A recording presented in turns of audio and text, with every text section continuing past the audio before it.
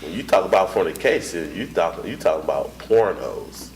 The Greek word. And he talking about where you get pornos from. That's what that means. Greek porneia is translated as pornography of fornication. And a lot of people don't know that. That's what I'm saying. When you look at this stuff, you got to know what you're talking about. And see, when them pastors and stuff get up there, a lot of times they don't break stuff down. They just tell you and say what they want to say in their own words. But that's not actually what it means. If I'm not studying for myself, I'm be led the wrong way. A lot of times, he's a minister. What you do at the church? Steward, choir, stuff. Okay, we got a head deacon over here. He just studied the word. This is deacon too. Head deacon. We all just. My grandfather was a deacon at a Baptist church. Now, So what I do at my church would be the equivalent to the right.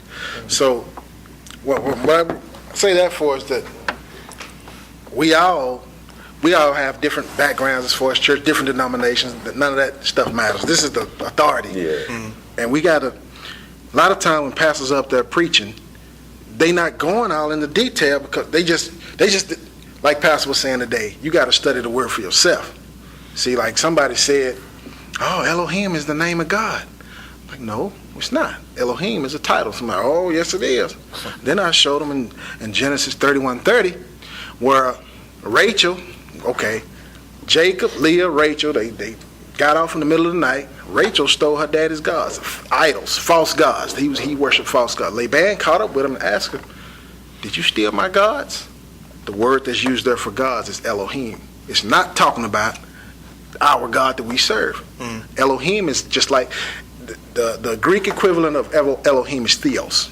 Theos is just a generic word that means God. Elohim is just a generic word that means God. If we look it up. Generalized God. Yes. Now, our God has a name, right? So call him by his name if you're talking about him. Yeah, you know, if somebody walking down the street, even if you know him, hey you, they might not turn around. You call their name, huh?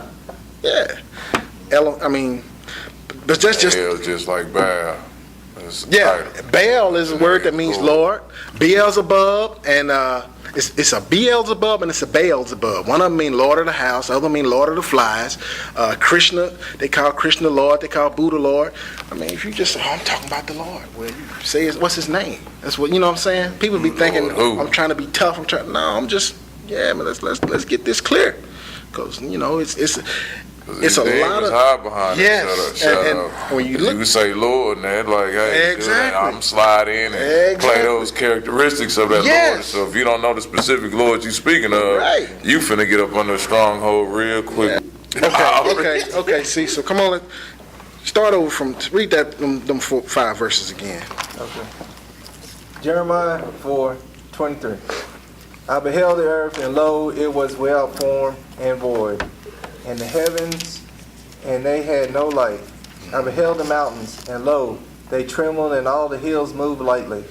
I beheld, and lo, there was no man, and all the birds of heavens were fled. Okay, pause right there. All that language right there, past tense. Fled is past. If it was current, it would say flee or fleeing. Fled is past tense. All this is past tense. All this stuff is past tense. So he's not talking about the future right here. Okay, keep on going. I'm sure, did y'all catch there was more than one heavens? Yeah.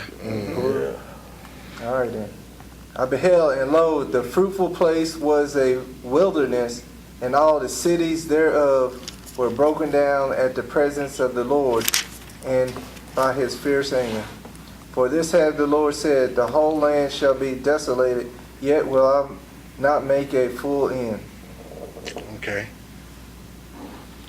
So basically we know, how many places in the Bible does it say world without end? Because I always taught growing up the world gonna end. Then when I started studying the scripture, I found out the world is not gonna end. It's never gonna end. Never, ever, ever gonna end. The Bible does speak about a new destroying the inhabitants of the earth and destroying the earth. Two different things. Yeah. So it's going to be a new heaven and a new earth, and basically it's going to continue to reset and reset. Man, it's in the Old Testament and the New Testament. I got it written down here. I mean, we covered a lot of this the last time, and I didn't want to go over that World without end. Isaiah 45:17, Ephesians 3:21, and it's at least those exact same words 3 or 4 more times. I mean, I don't want to just go over that all over again, because there's. So let's keep moving forward. So we know that Choshek, which is the Hebrew word, it means darkness, but it means wickedness and a whole lot more. Let's go back to Genesis 1:1. 1:2, I'm sorry. Genesis 1:2. You didn't want to go to 2 Peter? Not yet. We're about to go there in just a second, because there's some other stuff that is so deep, man. Okay, so the word right there, Genesis, and it's in the earth became without form and void, and we went over the definition of all that. And darkness, Choshek, was upon the face of the deep, which means wickedness, was upon the face of the deep, and the Spirit of God moved upon the face of the waters. And God said, "Let there be light." And there was light. And God saw the light, that it was good. The light was good.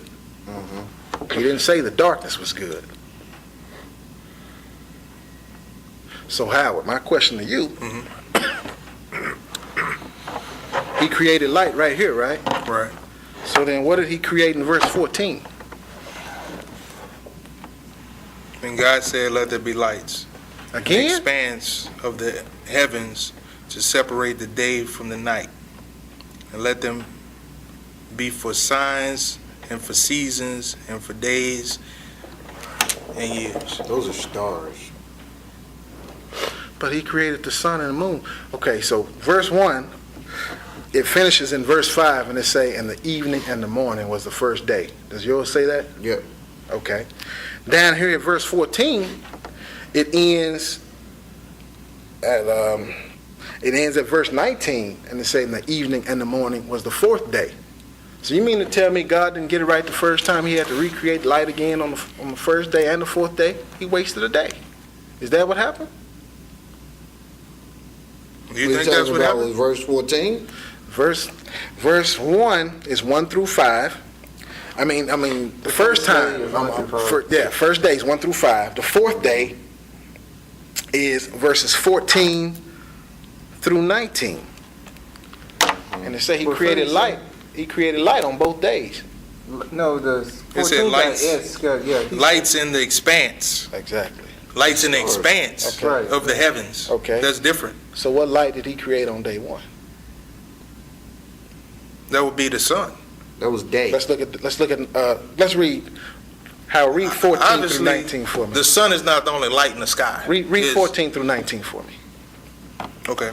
Then God said, "Let there be lights in the expanse of the heavens to separate day from the night, and let them be for signs and for seasons and for days and for years.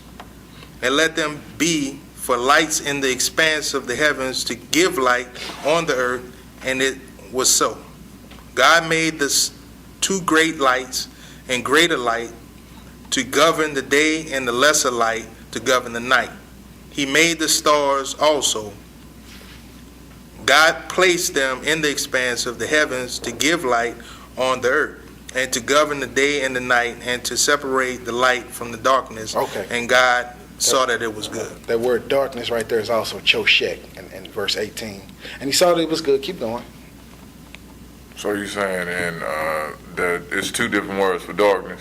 It's about 10 different words. And that, but in this one Yes. particular that you talking about? Yes. Okay. Yes. How many different words is there for light? 1. Okay, come on. Keep going. Okay. Read to verse 19. There was evening, there was morning, the 4th day. Fourth day. I thought you said he created the sun and the stars in day 1. He said light. He said the sun. Okay. So what did he create in day 1? When he said, "Let there be light." Was it the sun? We just saw that in day 4. That wouldn't have been the first day if you would have created the sun. That would have been the He first ain't day. saying S-U-N sun. He mean S-O-N sun. So we know God is not wasteful, right? The Bible says the very hairs on your head are numbered. We know he ain't going to spend all day creating light and separating the light from the darkness, and then 2-3 days later doing it all over again. We know that's not what happened. Mhm. That's why he used the word Choshek there. He used the word Choshek. In my opinion, this light he was creating, the destruction that happened to the earth before verse 2, and we're going to go to Peter, 2 Peter in a minute, and show what Peter said about it.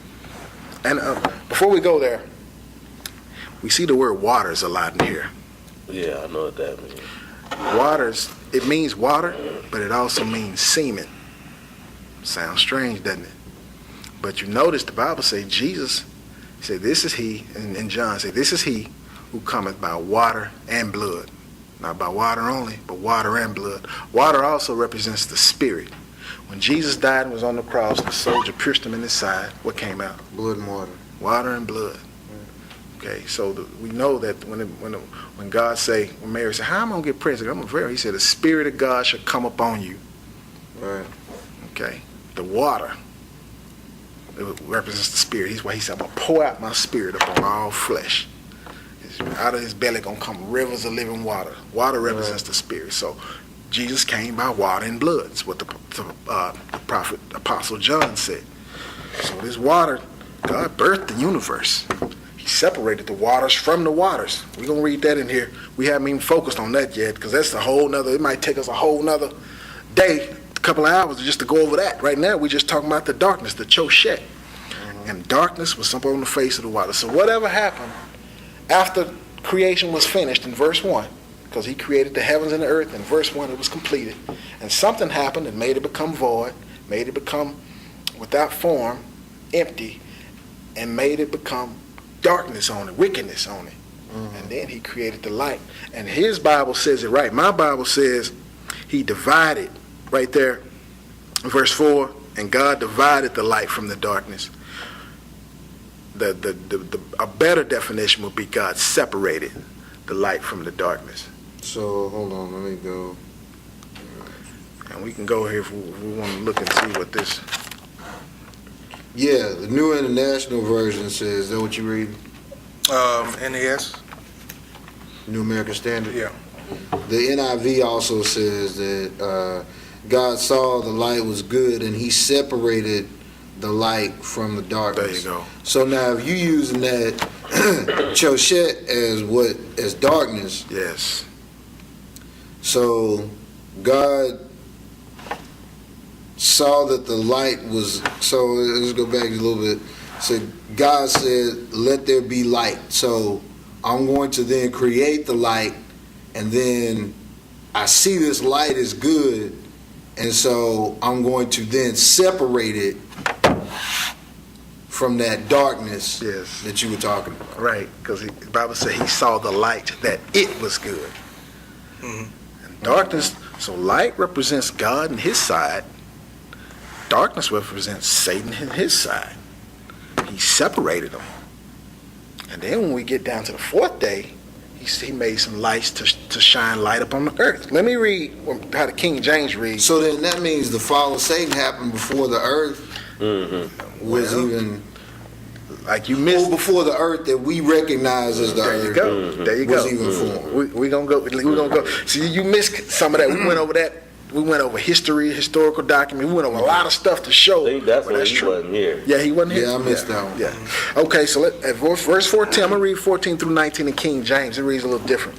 Okay, and it says, and God said, let there be lights in the firmament. Now, the firmament is heaven. He had already divided the waters from the waters. It said there's water above the heaven, and there's waters below the heaven. Okay. And it says, okay, let there be lights in the firmament and the heaven to divide the day from the night, and let them be for signs. These are the reasons that the sun, moon, and stars up there. For signs, number 1. For seasons, number 2.